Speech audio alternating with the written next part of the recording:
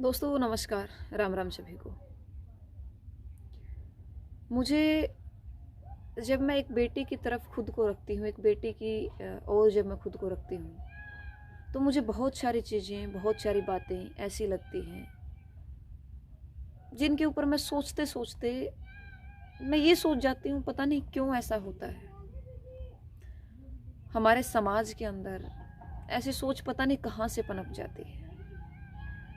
हमारे देश के अंदर ऐसे लोग पता नहीं कहाँ से आ जाते हैं, जो सिर्फ हर एक बात पर हक लड़कों का मानते हैं, लड़कियों को कुछ नहीं मानते। दोस्तों हाल फिलहाल में एक मुद्दा घटित हुआ था नांगल सिरोही का। बहुत लंबा वो मुद्दा चला, लोगों ने अपने विचार रखे, प्रतिक्रियाएं दी, और इस बीच बहुत सारी बातें ऐसी भी घटित हुई जो नहीं होनी चाहिए थी। मैंने भी एक वोटिंग पोल खड़ा किया। लोगों ने बहुत कहा कि गलत को सजा देना कानून का हक है। बिल्कुल मानती हूँ मैं, कानून का हक है, लेकिन हम अपना पॉइंट ऑफ व्यू रख सकते हैं। हम अपने अनुसार उस मुद्दे के बारे में क्या सोचते हैं, हम ये रख सकते हैं। आप उस मुद्दे के बारे में क्या सोचते हो वो भी हम सोच सकते हैं। बाकायदा जब आप कमेंट करते हो तो वो आपकी नज़रिया जो है आपका, उसको दर्शाते हैं।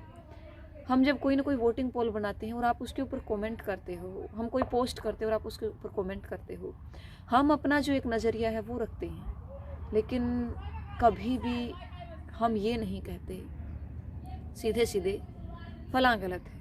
हम दोनों पक्ष को देख करके फिर बोलते हैं। लेकिन मुझे ऐसा लगता है कि समाज के अंदर लड़की को एक वस्तु माना जाता है, लड़की को एक चीज़ माना जाता है। मतलब वो सारे काम एक लड़का कर सकता तो लड़की क्यों नहीं कर सकती। मैं यहाँ किसी बात को नेगेटिव दिशा में नहीं लेके जाना चाहती।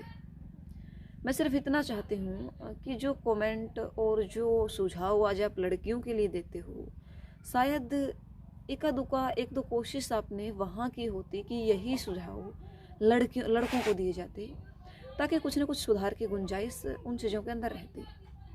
अब हम ये भी नहीं कहते कि नांगल सिरोही में लड़की गलत है, हम ये भी नहीं कहते नांगल सिरोही में लड़का गलत है। हम सिर्फ ये कहते हैं कि लड़के और लड़की के बारे में आपकी सोच कहाँ खड़ी है, उस सोच पर आप कितना सोचते हैं, आप किस तरीके से प्रतिक्रिया देते हो, और आप क्या देखते हो किसी भी काम को करने से पहले, किसी भी मुद्दे को पूरा देखने से पहले आप उसके ऊपर क्या सोचते हो। मैं सिर्फ इतना कहती हूँ। खैर, नांगल सिरोही में प्रियंका जो है वो परमात्मा को प्यारी हुई। मोहित को जो सज़ा मिलनी थी वो सज़ा की ओर अग्रसर है। परिवार को जो सज़ा मिलनी थी, अगर ये मुकदमा झूठा भी हुआ है तो हम तो चाहते हैं कि ऐसे मुकदमों की जांच छानबीन हो। लेकिन मुझे जो बात कचोटती है, सुसाइड चलो कर लिया, आप लोगों की बात मान लेते हैं एक तरफा, चलो सुसाइड कर लिया, अरे हॉस्पिटल जाने के बाद क्या ससुराल पक्ष का थोड़ा सा भी हक नहीं था कि अपनी बहू को लेकर के आए और उसकी अर्थी उसके ससुराल से उठे।